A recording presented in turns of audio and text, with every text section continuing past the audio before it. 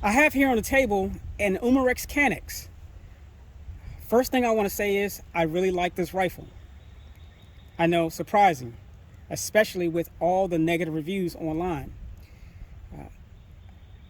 Secondly, I want to say is that is why I bought this rifle, is because of all the negative reviews online.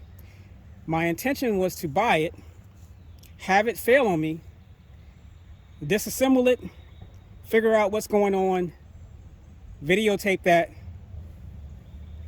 attempt to try to fix or rectify the issue, and do a test with it.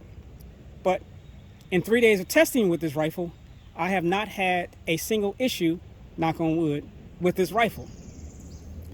It has been taken down, torn down. I mounted just to look at the internals.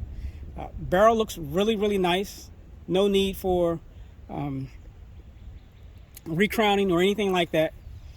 I took it apart to also mount a Picatinny rail to the front of it so I could mount my bipod. Checked everything over, put it back together, and again, this is before I even fired one pellet out of this rifle. So to get that out of the way, the next thing I want to do is I want to show you what I do. And this is what I've done from, again, the very beginning with this rifle, from the first time I charged it. So I'm going to show you what I did, and I'm going to show you how I load the magazine, and then I'm going to do a accuracy test at 35 yards, because to me this is a 35-yard rifle from what I've seen in my testing using a particular pellet. And surprisingly, again, it's the only pellet that I've ever fired through this rifle, and it actually likes that pellet really well. So to start with charging this rifle, the first thing I do is, I will say that the one thing that I disliked about this rifle that I did have to fix was this end cap here. Man, did I had a terrible time getting that thing off and getting it back on. Still have a hard time sometimes getting it back on, but not taking it off.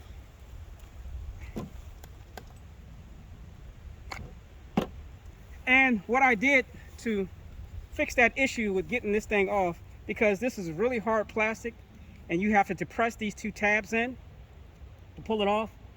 So what I did was basically took these two tabs, the little locking portions here, to the grinder, grind them down, again, a little bit at a time. You can remove, can't put back, until, as you saw, it was easy to come off. So I'm not fighting to get this damn thing off anymore.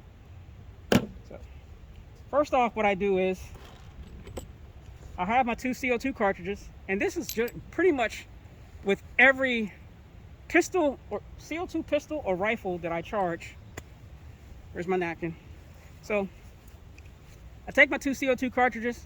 I always wipe off the tip.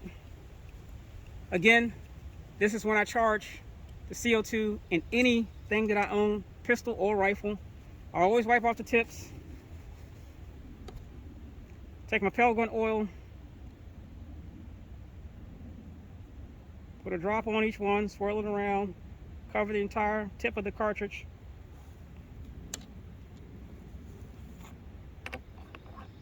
Place the cartridge into the rifle. First one facing forward, the other one facing back. Take this here, and again, like I said, this is from the very start. Put a drop of pellet gun oil inside of there. I blow it down in there.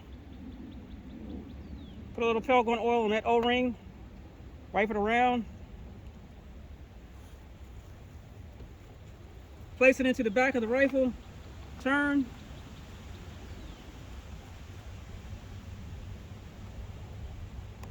When it stops, you stop. Don't tighten it anymore.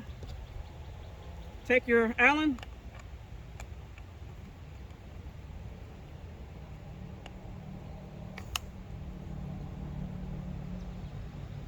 When it stops, you stop.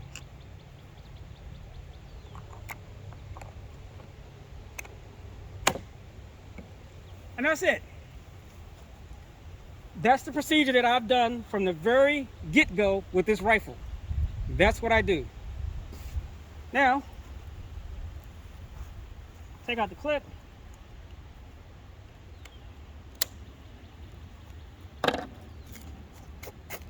The pellet that I'm using, Field Target Trophy Green Alloy 5.71 grain dome pellet.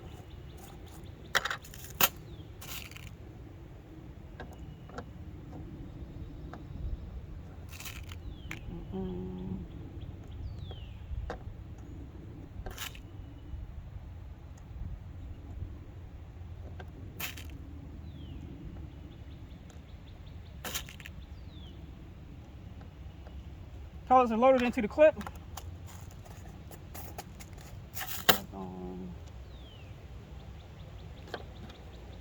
Take a small nail, toothpick, whatever, push them all the way down until they hit the table.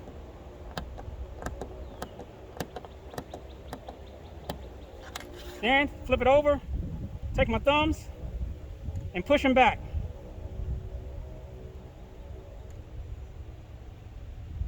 Once I do that, I turn it to the side, I look, I see if any of the pellets are protruding. None are protruding, I'm done.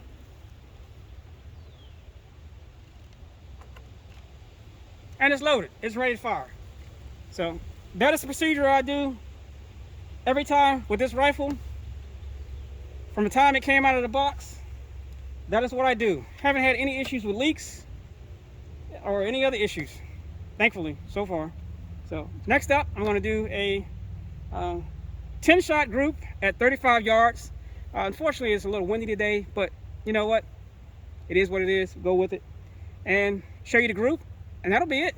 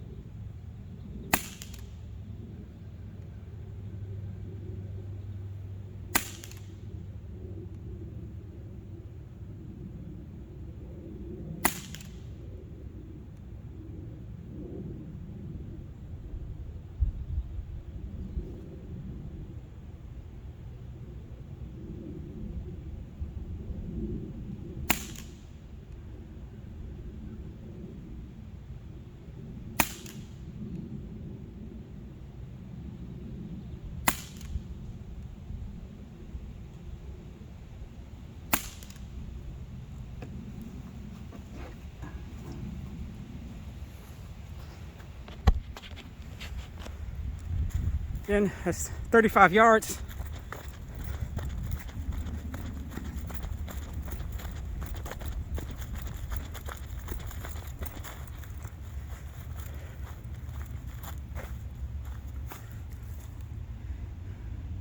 That's 10 shots with the air rifle. I think I paid maybe 60 bucks for it. Can't beat that. And this is on a breezy day.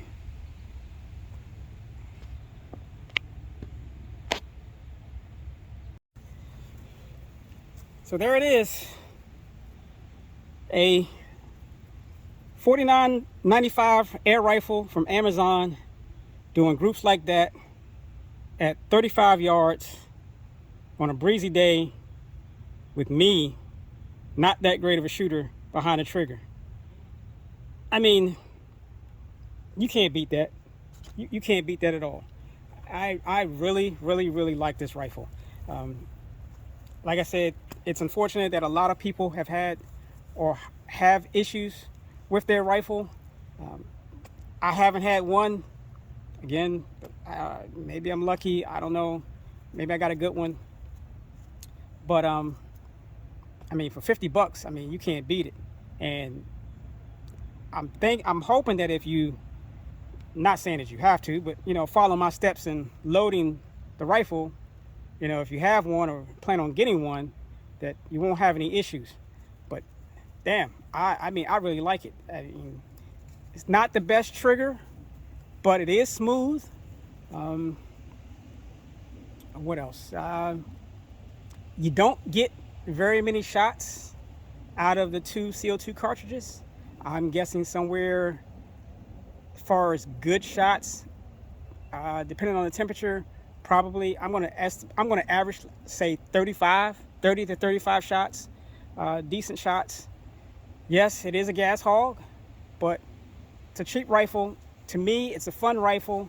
I mean, 35 yards with that accuracy, again, with me shooting it, you can't beat that. You really can't, you know. And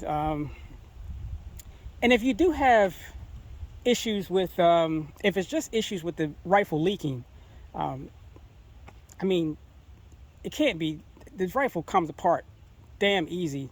Replacing seals is nothing. You know, I don't know what else to say. I mean, it's unfortunate that there are a lot of bad reviews on this rifle. I will admit that, but I haven't. I mean, like I said, maybe I'm lucky, but I haven't had one.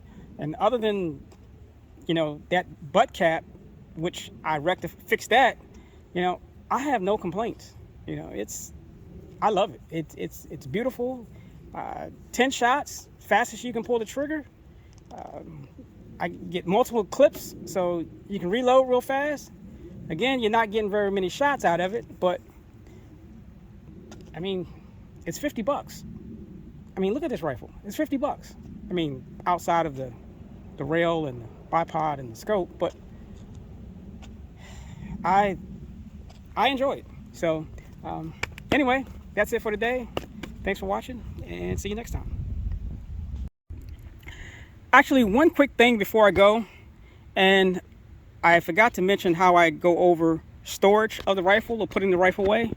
When you're done shooting with it. When I'm done shooting, what I do is, of course, you know, the usual, take your cap off, put this in the back, twist it all the way out till it stops, let all the CO2 gas come out. I've already done it, but just going over it. Once all the gas comes out of it, and you've definitely had this turned all the way out, then unscrew it like so. Try and do this without landing on the ground. I don't want to get any dirt on that O-ring.